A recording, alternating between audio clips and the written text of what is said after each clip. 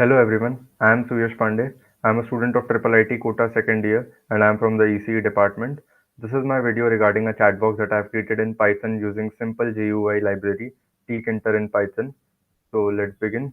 So the first of all I have imported the modules, that is tkinter and socket, using the simple Python syntaxes, that is from tkinter import and I have used an asterisk to import all the modules that are present in this library.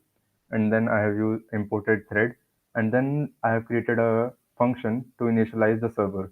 So the name of the function is initialize underscore server, and I have first of all I have initialized the socket, that is s is equal to socket af underscore init comma sock underscore stream will initialize the socket for our server. Then I have configured the details of server. I have set the host of this program to localhost because we want to use it on my personal laptop, so we would not need any other network or device to set the host. We could have used another host if we wanted to run the chat box on a particular network, such as 192.168.0.1 or any IP address. I have used it. I wanted to use it on my PC, so I have used the local host and I have set the port to 1234. I could have also used the default port such as port 8080, but I didn't want to use it, so I have used a random port, that is 1234. Then I have initialized the server using the command s.bind is equal to s.bind in the bracket host comma port. Host and port are our two arguments that we have used for initializing the server because we would need it.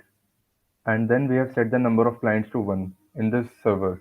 Because we need a chat between two people, we could have added more clients, but at the present time, we just wanted a chat box between two people.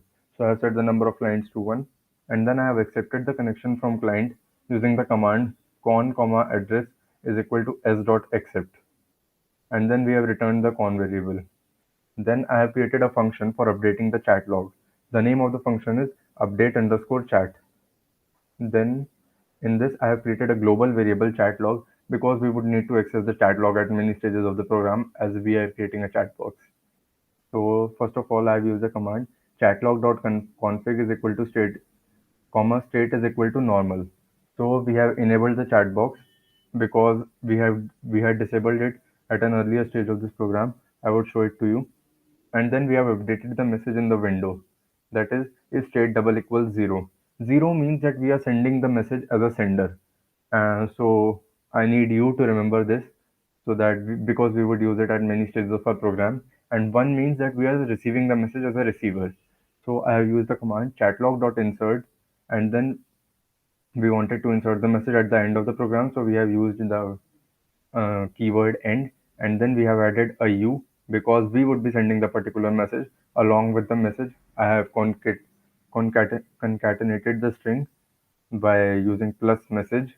Message is the name of the variable, which is message is the string which we would use for sending a message. And then I have added an else statement to receive messages.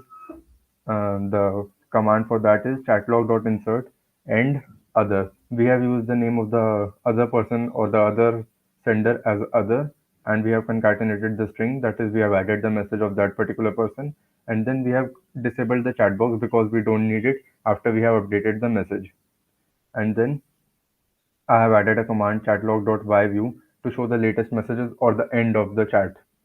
And then I have also created a function to send messages.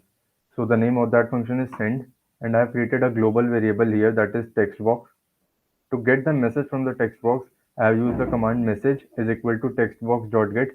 0.0 means the starting of that message and end means the end of that message, so that we can get the whole message which we wanted to send. You can see that here it is showing that that message is a variable which is a string. Then we would update the chat log using the update underscore chat function by we have passed the argument message along with 0. 0 means that we are sending that message. We are sending the message as a sender.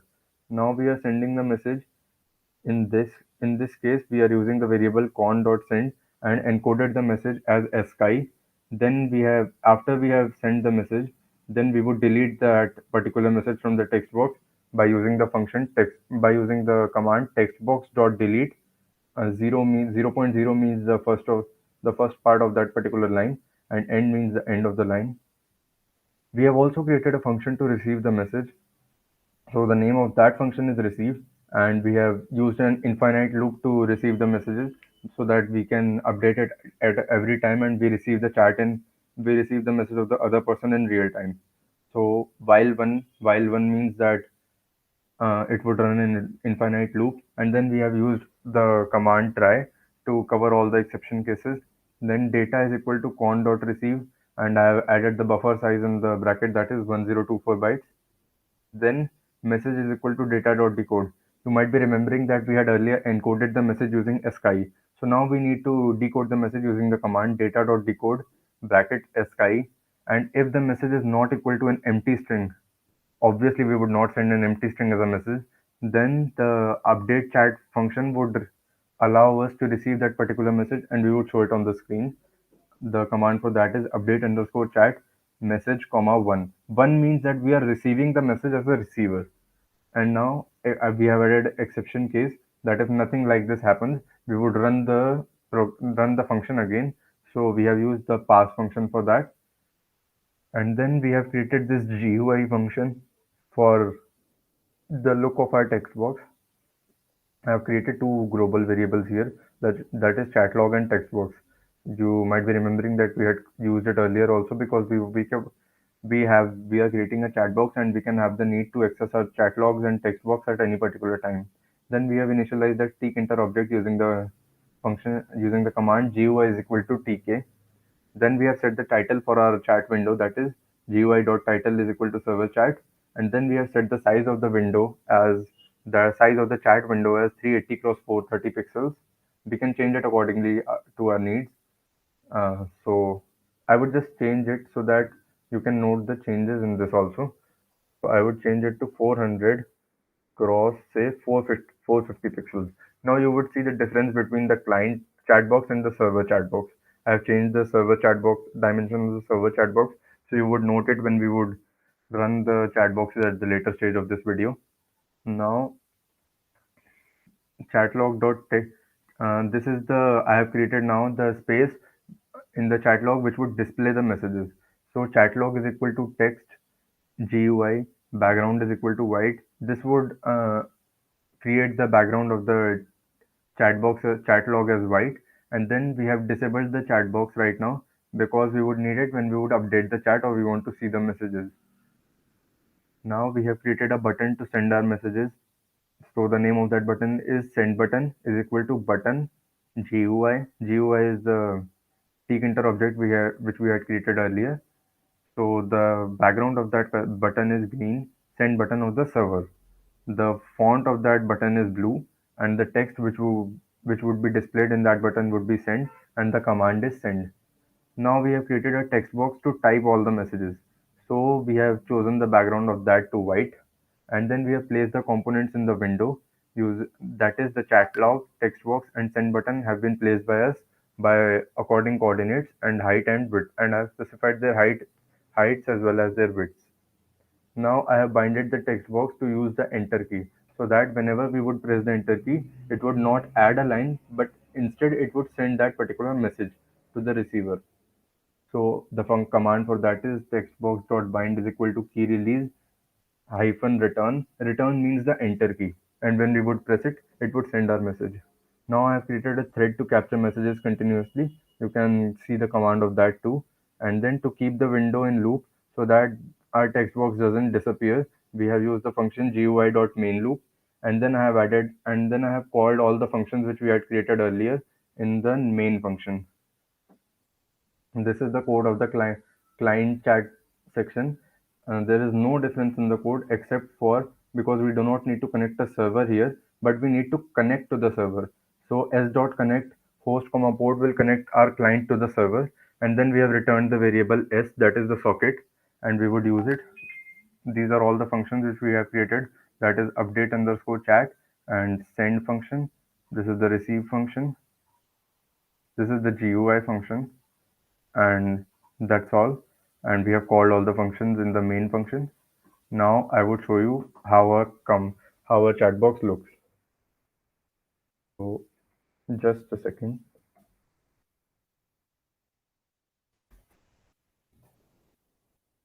So our server is running now, and we would open our chat box. See, this is the interface of the client chat, and this is the interface of the server chat. You remember that we had set the dimensions of the server chat to 400 cross 450 pixels. That is why you can see that minute difference between the dimensions of the server as well as the client. That means our program is functioning properly. Now I would send a test message to our client. Hello, my name is Suyash. Yes, you can see that I have sent the message. You can see the label U. Hello, my name is Suyash. This is our message, and we have received it on the client window by the name that that other has sent us a message. Hello, my name is Suyash. Now we would send a test message to check if the client text box is working or not. Hello, good to hear from you. I think with that we have successfully created our chat box, and now I will send another test message. I have successfully created a chat box in Python. You can see that we have received the message. Oh, great to hear that.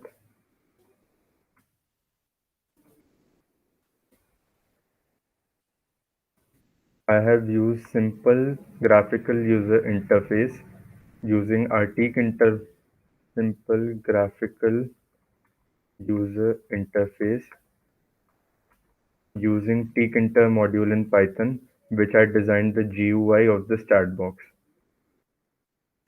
You can see that our chat box is functioning properly. I hope that you liked our program and liked the chat box.